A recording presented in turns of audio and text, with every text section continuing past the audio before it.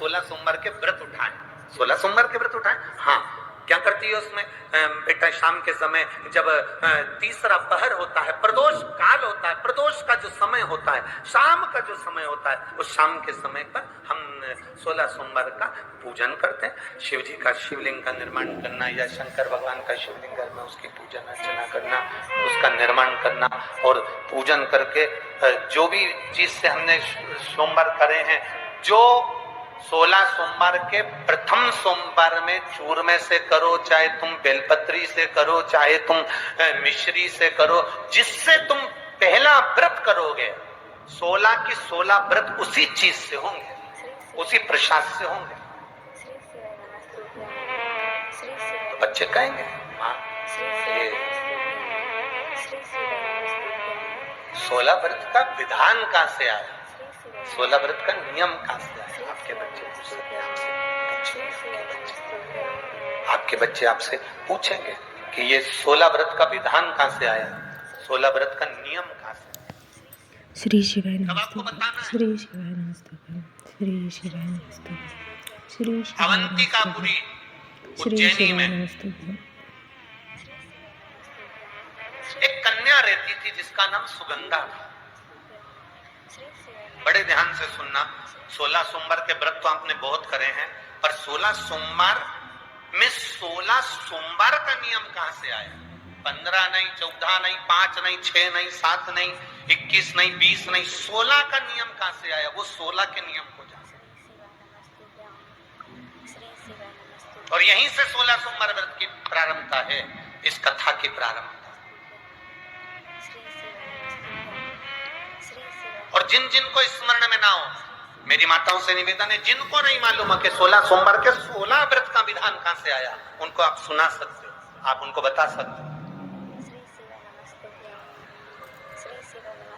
अवंतिकापुरी में एक सुगंधा नाम की एक बड़ी सुंदर कन्या रहती थी, बड़ी सुंदर थी। उसमें उसके चेहरे पर बड़ा आकर्षण था, उसके चेहरे पर बड़ी चमक थी, उसके चेहरे पर बड़ी रौनकता थी, बड़ी रौनक। अब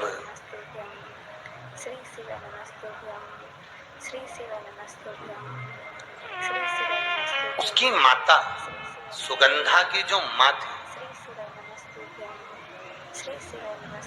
सुगंधा जो कन्या थी, उसकी जो माता थी, जिसका नाम रेणुका था, वो रेणुका एक काम बड़ा विचित्र करती थी। किसी भी देवालय में जाती थी, किसी तीर्थ में जाती थी, किसी मंदिर में जाती थी, किसी शिवालय में जाती थी, किसी तीर्थ स्थान पर जाती थी, पुष्प साथ में ले जाए ना ले जाए, प्रसाद साथ में ले जाए ना ले जाए, सोना चांदी दान करने के लिए ले जाए ना ले जाए, पैसा धेला कहीं चढ़ाने ले जाए ना ले जाए, वो एक इत्र की शीशी में रुई को भिगोकर एक डब्बी में भरकर लेकर जाती थी। और उसका नियम था वो रेणुका का कि वो रुई, वो कपास, वो जो इत्र लगा हुआ, जो पदार्थ, जो इत्र लगी हुई जो रुई है, उस रुई को, उस कपास को भगवान के दरवाजे पर, चौखट पर उसको लगा कर आती थी। ये रेणुका का नियम था,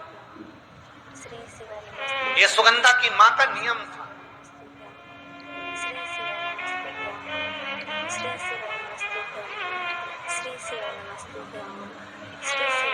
एक नियम हमारी जिंदगी में हम जो लेते हैं, वो नियम हमारे लिए सिद्धता देता है।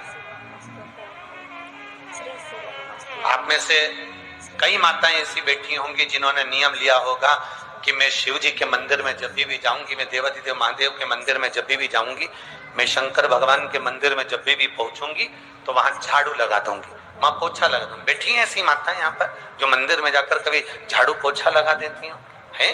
तो आप जाकर शिव के मंदिर में बुआरी लगा रहे हो, झाड़ू लगा रहे हो, पोछा लगा रहे हो, या जो बहुत सारे दिए लोग लगाकर चले जाते हैं, जलाकर चले जाते हैं, दिए ठंडे हो जाते हैं, उन दियों को भरकर एक डलिया में, एक खोखे में, एक जगह पर ले जाकर आप रख देते हो, उसका पुण्य कितना है? शिव महापुराण की कथा करी, कितना पुण्य।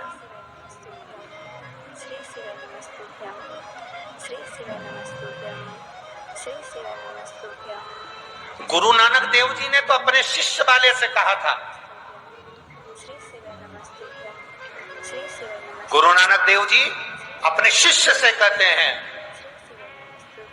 संत शिरोमणि में भी शिरोमणि परम पूज्य गुरु नानक देव जी अपने शिष्य बाले से कहते हैं, बाले सुन, भंडारा करने वाला भंडारा करे, लंगर करने वाला लंगर करे, चखने वाला चखे, करने वाला करे।